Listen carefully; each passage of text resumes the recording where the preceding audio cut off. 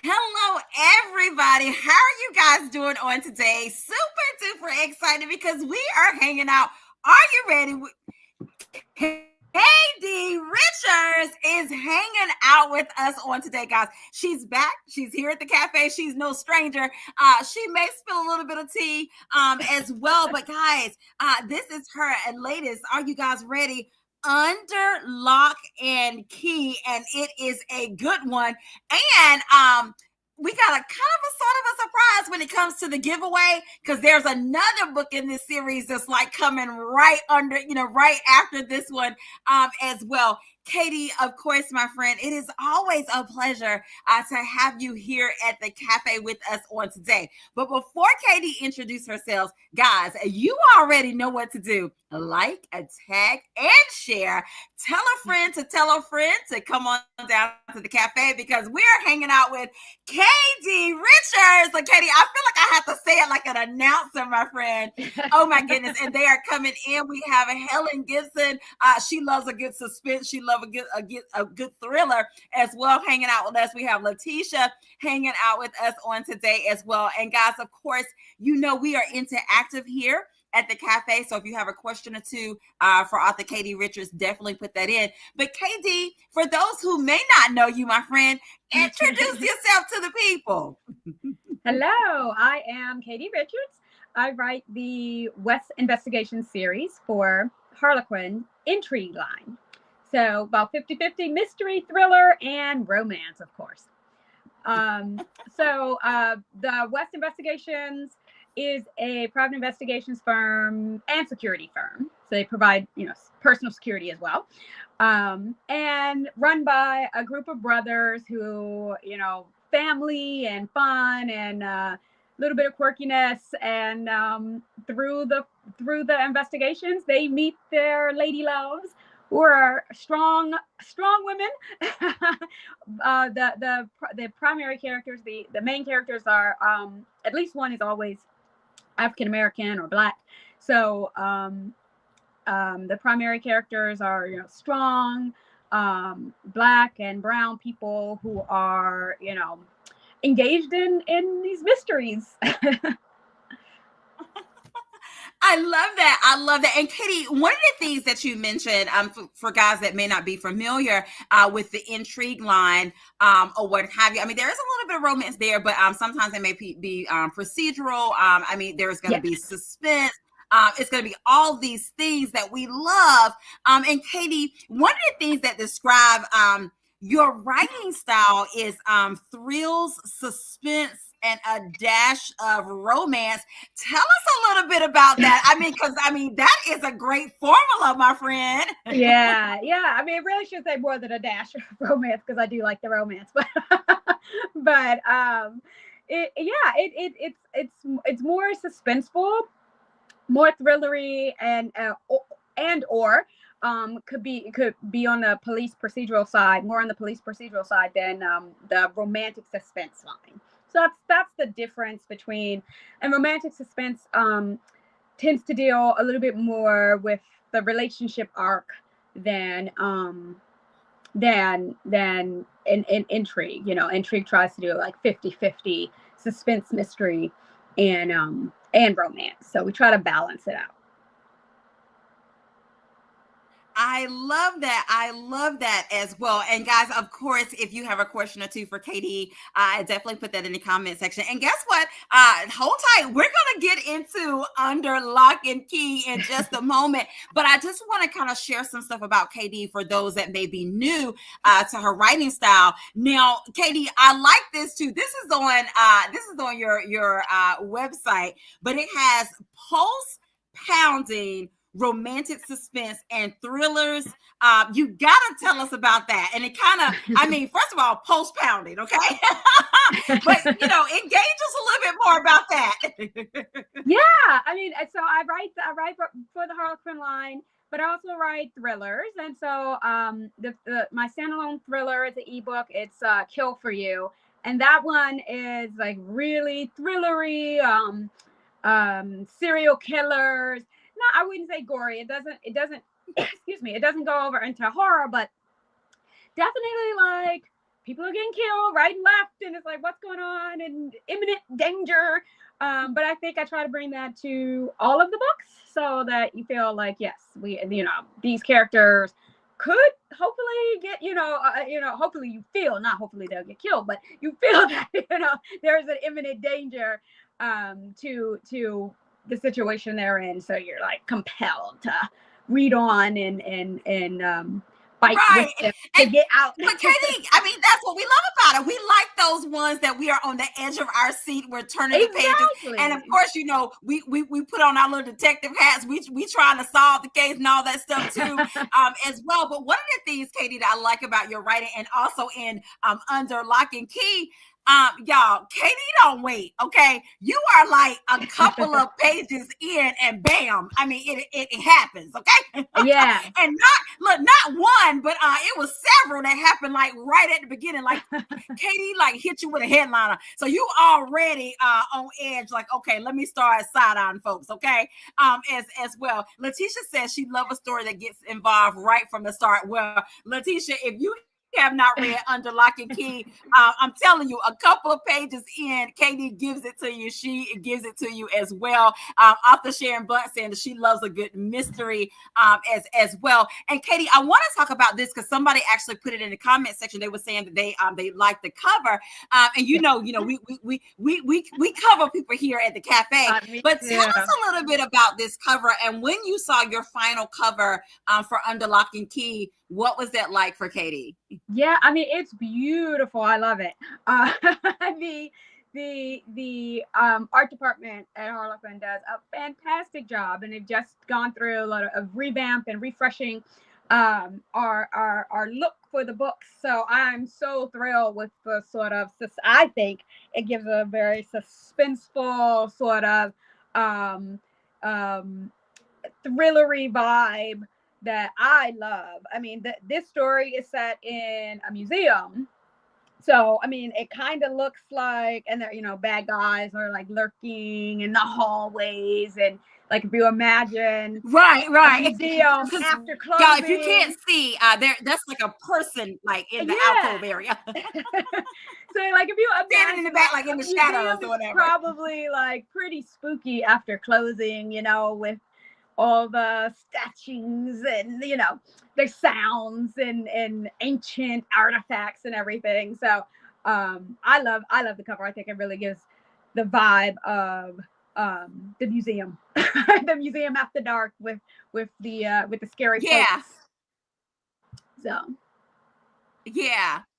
no, Katie, you have to answer this question for us as well. And we want to know more about the title of this book, but Under a Lock and Key. Okay, first of all, it already sounds a little bit suspenseful, and y'all, she's telling you it has something to do with this this precious jewel that is in this museum that gets stolen. So Under Lock and Key, was this Katie's original working title, or this title came a little bit later? I have to say, I am terrible at titles. It would be like Stolen Gem. It would be just so literal and not at all suspenseful. I'm terrible at titles. This one came from my prior editor at Harlequin. She's since been promoted, but she was excellent. She was like, well, what do you think about this? And what do you think about this title? And she was very good at like coming up with title. Because like I said, I'm just like draft 2. That's the title of the book. It's not, I can't.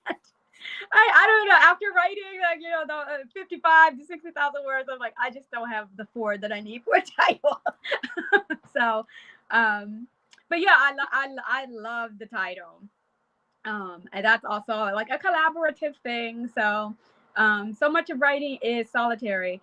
And it works. It definitely works for this particular book, guys, because I mean, it was supposed to be Under Lock and Key, or what have you. Now, Katie, I want to ask you this, because for some of those who may be coming into the series, this is actually book number 11, but guys, guess what? They can literally be read as standalones. But for the individuals who may be new to the West Investigation series, series. Can you share a little bit about what inspired this series? And I mean, now we're at book 11, but can you share with us what inspired the West Investigation series, and tell us a little bit about it for those who may be just starting getting into the series? So yeah, I mean, the first book was really inspired by the female protagonist, who isn't me at all, but like at a point, you know, in my childhood, I was like, I want to own a hotel.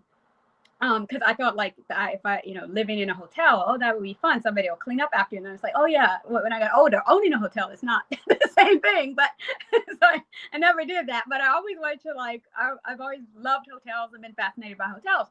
So the main character, the main female character, owns a hotel in that book. So that's how that came about, because I was like, all these stories about like how much fun it must be to own a hotel. But I like mysteries. I like to read. I read mysteries. I read thrillers. So the story kind of came out as a mystery thriller as opposed to just like a fun story in a hotel. And so that one was like, it kind of had been brewing in my head for years. You know, I would come back to it at different times, and you know, oh, maybe if he this, maybe I could do that. And so the male love interest kind of came over time into my head, and the main jumping off point for him, and I guess the relationship between them was, I wanted them to have crushes on each have a crush on the other, but not know that the other had a crush on them. So because I thought that was kind of cute, and you know, a fun way, meet cute, right? Like these two people are crushing on each other, even though they're like in their late 30s, but you know, just still have crushes. So that's sort of how I got them together. He's the security specialist for the hotel, and she owns the hotel, and they've sort of been dancing around each other. And then she gets into some trouble through no fault of her own. Her brother is kind of a screw up and gets himself in trouble, and then because he's in trouble, you know, she starts to be threatened. And so so that's sort of how that came about. But that it didn't take any time to write it, honestly, but I think that's because I had been like thinking about it for 5 years. So by the time I was like, you know what, I'm gonna write this book. Oh wow. Okay. It was like, okay, I know what I want to say in this one. So that was the first one. And then the second one kind of came from the first one. I didn't know that Ryan, that's the main male character, I didn't know he had a brother until Sean popped up, and he was like the annoying little brother, even though again they're in their 30s, but he's still like the little brother. It doesn't really matter what age you are, right? You're still brothers, and they still have that brother thing where they tease each other and mess with each other, but when the chips are down, they have each other's back. So he kind of popped up, and I was like, oh, he's interesting. And it's like, he needs his own book. And so that's how I got the second book. And by the end of the first one, I actually realized, oh, they have like 4 brothers. It's not just 3 of them, you know, and these 2 are the youngest. So like it all kind of. Oh, wow. So Katie, when you first started the West Investigation series, so at first you didn't know that it was going to be a series of brothers. It just kind of came after the first book that it was like, oh, this is going to be, wow. Yeah, no, I did not know at all. The first book that I like wrote and submitted anywhere was Kill for You, and that was a standalone. And so I thought, okay, you know, Pursuit of the Suit will be a standalone too. But then it just kind of organically, I was like, well, Sean is great, and I want to see more of him, so I'll write another book. And so and they're naturally connected now because Sean was in book 1, but now he's going to be the main character in book 2. And then, like I said, by the end of book 1, you know that they have 4 brothers. So I was like, well, now that's like 2 other books I can write. Well, actually, it was 3, because in book 1, you do find out there's 4 brothers, but also there's a really good friend who's very involved. So I was like, well, I love him too, so I need to give him a book. So we just kept like giving more books because they were characters that I love. Let's add him to it too. Yeah, exactly. I was like, I don't want it to be the end, so I'm going to give this one a book, and I'm going to give this one a book. And so that's how we ended up like having so many Wow. Talk about sharing and spilling the tea of the behind the scene. Now let's talk a little bit about Under Lock and Key. And I mean, this is Second Chance, so I love Yeah. that. But Katie, I mean, and this is, guys, this is not a spoiler, it's right on the back. It says the man who broke her heart, guys, that's Kevin Lombard, okay, must now be her protector. And this is Maggie Scott. Tell us a little bit about that, because we love a good second chance. and the meet cute when when he was like, Maggie. Yeah. No, yeah, me too. But tell us a little bit about that. I love a meet cute too. So this one is West Investigations has opened a West Coast office. So Kevin is heading up the West Coast office, or one of the heads. He's not really the head, but he's like second in command of the West Coast office. And yeah, this was like his first big project on the team, and a jewel gets stolen. So he's like, okay, I've got to find this jewel, because my first job as the director can't be that, like, we lost this jewel at the museum. And so he goes, right. And he goes, and Maggie, who happened to have been at the museum when the theft happened, is there. And she's upset because she's curator, and she's arranged for the jewel to be on loan to the museum, and this is her reputation now, right. if the jewel is stolen. And then it's sort of like they see each other, and it's like, boom, right? They were college sweethearts, and then I don't want to give too much away, but they broke up, and they went their own way. She got married and divorced, and he went about his business, and then now it's so many years later, but they never really forgot each other. And so it's so many years later, and now they're in this intense situation, and the thieves think Maggie is a liability because she seen them. So they're after her, and they're trying to figure out, they have to find this jewel, this ruby. So yeah, there's a lot going on. There's a lot of suspense. There's a lot of reasons for the two of them to be together and like rekindle their relationship. So I love second chance romance too. So I love that. I love that. Now, let's talk a little bit about the characters a little bit. And of course, you guys, we did tell you it's a little second chance going on there with Kevin and Maggie. But if Katie had to describe Kevin's character, how would you describe him to us, my friend? Oh gosh, that's a good one. No, I mean, I think he is sort of reserved. That's how I kind of see him. I think he's very reserved. I think he's very intent on building his career, at least before he sees Maggie again.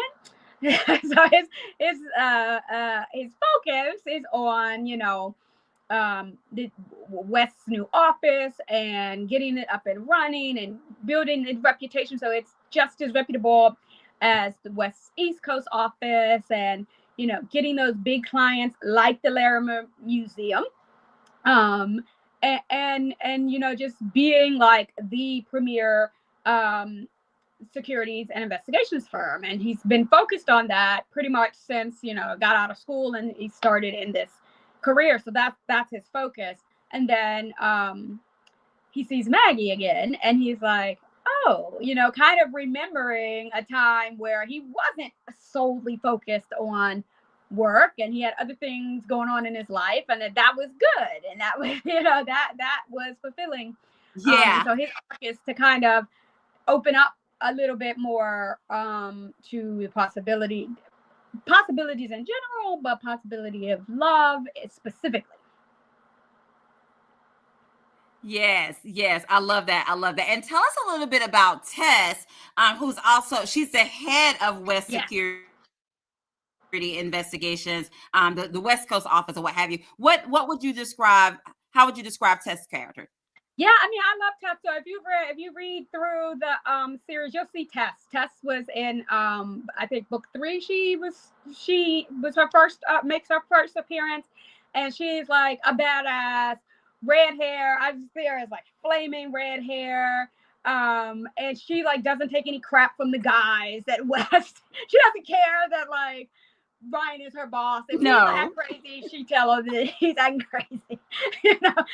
But because she's around men like a lot, so she's very just like no nonsense. I'm not taking your craziness. This is gonna be the way we're gonna do it. So I love Tess. Let's get the job done. Kick ass in my opinion. But yeah, so Tess has moved to the West Coast to be the head, which I really wanted a female head of West Coast. Okay. And they don't have a sister, so it had to be, somebody else. so yeah, I thought it was perfect because you see Tess helping them out all this, all through these other books, and you're like, Tess should be running that, So now she gets the chance to like be in charge and boss the guys around, and so that she's a fun character too. Yeah. I love that. And we do have a question in the comment, and I'll let you answer that. Someone wanted to know, can Under Lock and Key be read as a standalone, of any of the books be read as a standalone? So can you talk a little bit about that and how these books are written, so individuals, if they're watching today, they'll know the flow of these particular books? Yeah. Every single book can be read as a standalone. You can jump in the series anywhere and you will be fine. Like you might get minor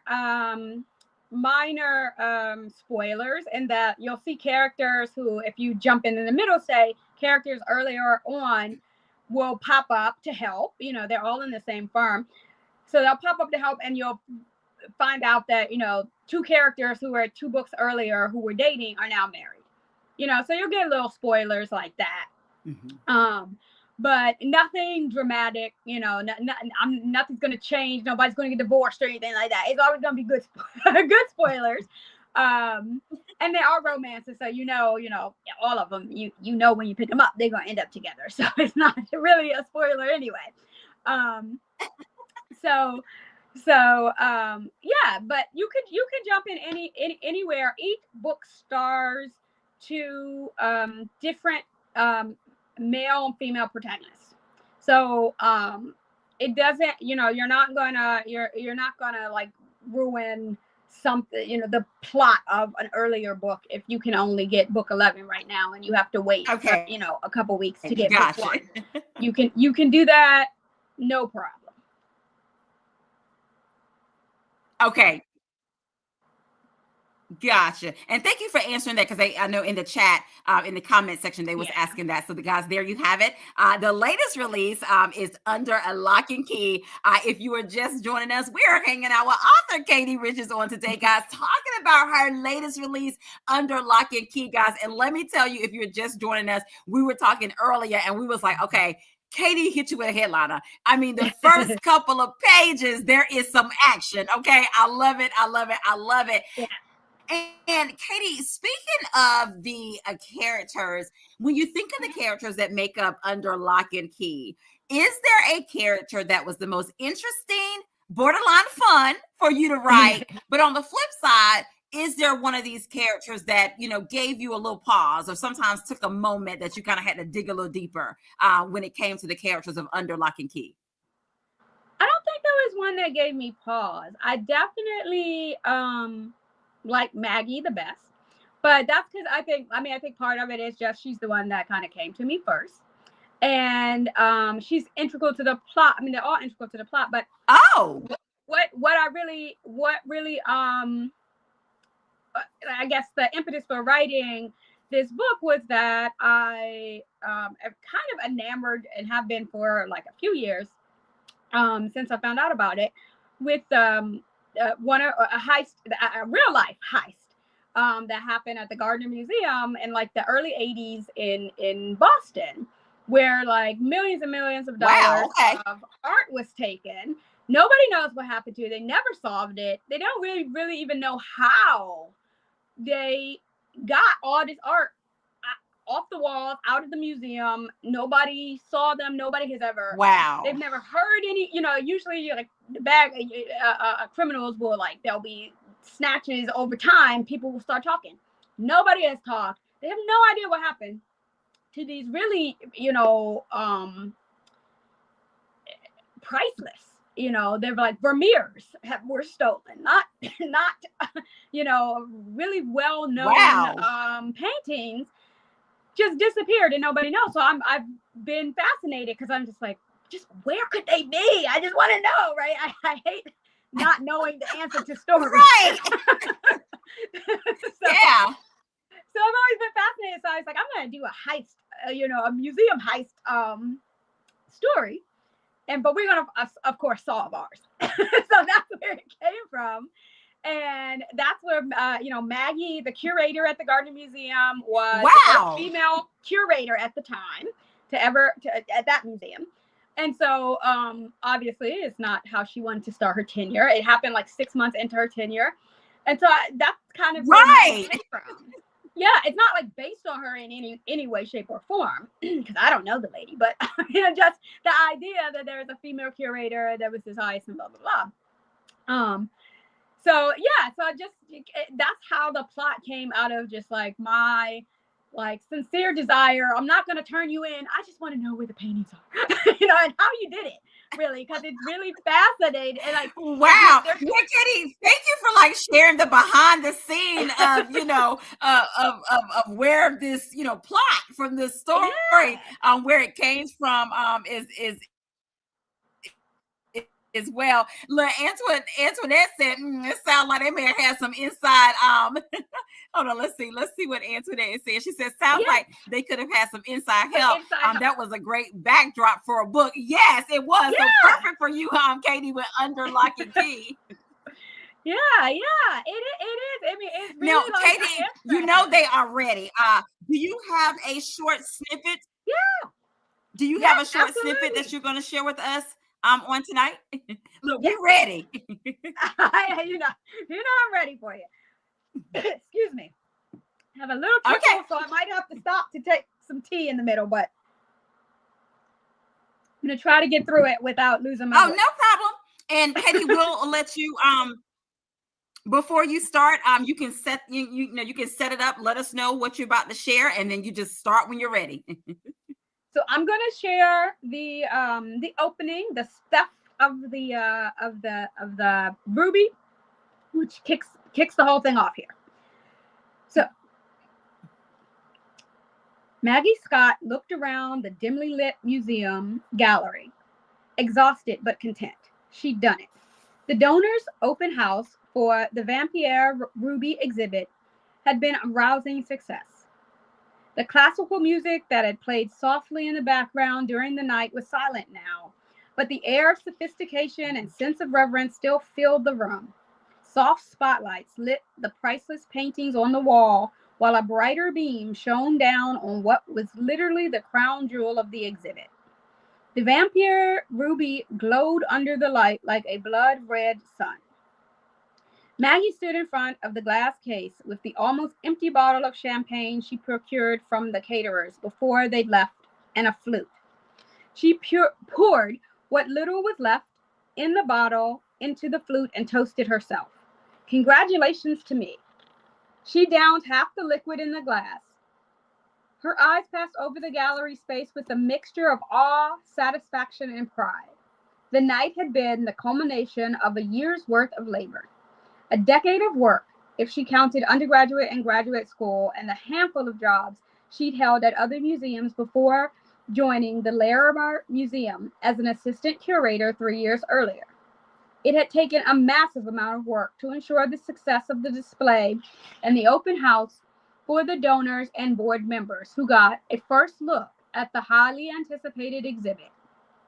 As one of two assistant curators up for the possible promotion to curator, and with the director of the British Museum, who'd loaned the Vampire Ruby to the relatively small Larimer Museum watching her, she was under a great deal of pressure from a great many people. But the night had been an unmitigated success, so said her boss. and she was hopeful that she was now a shoo-in for that promotion. Maggie was abruptly yanked from her reverie by the sound of a soft thud. She and Carl Downey were the only two people who were still in the building. Carl was a retired cop who provided security at night for the museum. Mostly that meant he walked the 3 floors of the renovated and repurposed Victorian building that was itself a work of art between naps during his 9-hour shift. A surge of unease traveled through her. She gripped the empty champagne bottle tightly and called out, "Carl, is that you?" A moment passed without a response. Unease was replaced with concern. Carl was getting on in years. He could have fallen or had a medical emergency of some type. Maggie stepped into the even more dimly lit hallway connecting the rooms, the galleries, as her boss liked to call them, on the main floor. The thud had sounded as if it had come from the front of the museum, but all she saw was pitch black in that direction. She knew the nooks and crannies of the museum as well as she knew her own house. Normally, she loved wandering through the space, leisurely taking in the pieces, even though she'd seen each of them dozens of times. She always found herself noticing something new. That was one of the reasons she loved art. It was always teaching, always changing, even when it stayed the same. But she didn't love it at the moment. The museum was eerily still and quiet. Suddenly, a dark-clad figure stepped out of the shadows. He wore a mask, but she could tell he was male. That was all she had time to process before the figure charged at her. Her heartbeat thundered, and a voice in her head told her to run, but her feet melted into the floor. The bottle and champagne flute slid from her hands, shattering against the polished wood planks. The intruder slammed her back into the wall, knocking the breath out of her. Before she had time to recover, he had backhanded her with a beefy gloved hand. Pain exploded on the side of her face. She slid along the wall, instinct forcing her to try to get away, even as her conscious brain still struggled to process what was happening. But her assailant grabbed her arm, stopping her escape. Her vision was blurred by the blow to her face, and the mask the intruder wore covered all but his dark brown eyes. Still, she was aware of her assailant raising his hand a second time, his fists clenched. Her limbs felt like they were stuck in molasses, but she tried to raise her arm to deflect the blow. Too slowly, as it turned out. The intruder hit her on the side of the head, the impact causing excruciating pain before darkness descended and her world faded to black. That's the start. Woo! Yeah. Okay, did I not tell y'all that Katie gave you some action like right at the beginning? That is Under Lock and Key, God. That is just the beginning. It gets good. Katie, as they say, it gets gooder and gooder. Oh my goodness. Look, Author Sharon Blunt said, all right now, Marshina is giving you some hand claps as well. Guys, we will be sharing with you how you can get your hands on a copy of Under Lock and Key. Oh my goodness. You have to share with us, Katie, before we do our giveaway on tonight, you have to share with us, what did you enjoy about writing Under Lock and Key?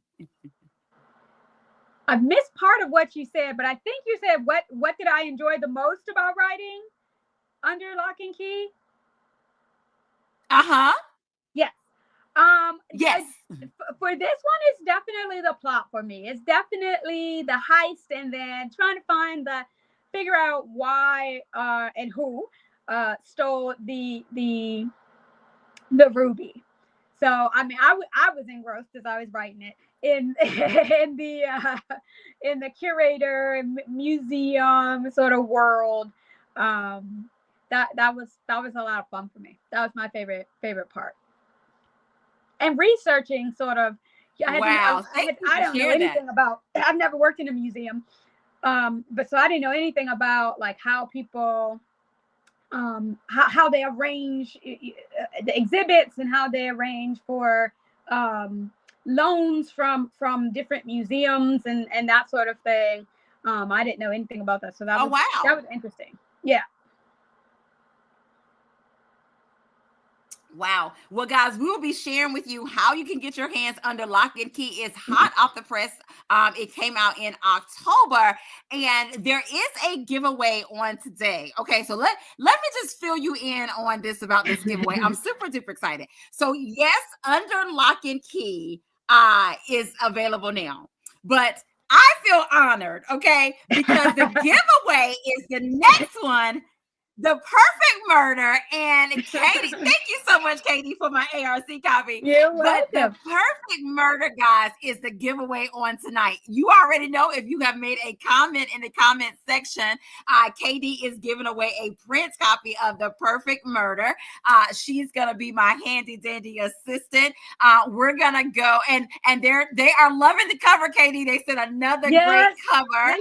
Sharon said the cover is beautiful as well. And guys, of course, for those who are watching The Perfect Murder, it is available for pre-order as well. And then, of course, you can get Under Lock and Key available now. So, Katie, we're going to go up and down the comment section, my friend. And when you tell me to stop, that will be the winner of an early copy of The Perfect Murder in print. I love it. I love it. Okay, I am ready when you are. Okay. And stop.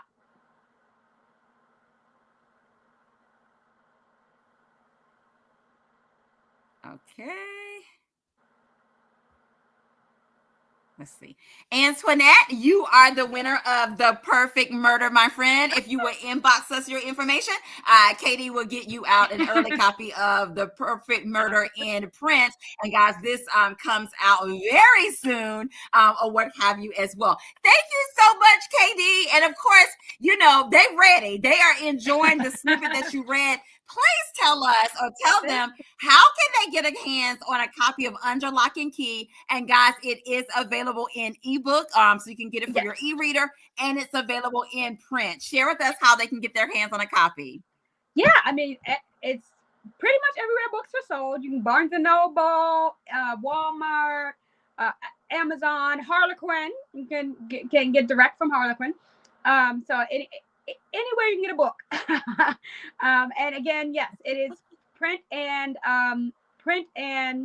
ebook right now. Eventually it will also be in audiobook. Ebook. Yeah. I don't have a release date for the audiobook. All right. I love that. I love that. And Antoinette, they are telling you congratulations as well. So guys, of course, as Katie said, Under Lock and Key, it is available in print, in ebook, and eventually it will be available in audiobook. It is available right now. And of course, guys, we will put in the comment section, you can pre-order The Perfect Murder as well by KD. So this is book number 11, and then this is book number 12. And Katie, since this is your giveaway on today, can you share with them just a little bit of what The Perfect Murder is about? Absolutely, I'd be happy to. So The Perfect Murder is about a woman whose father has been imprisoned for a crime she does not believe he committed, and so she seeks out help from her brother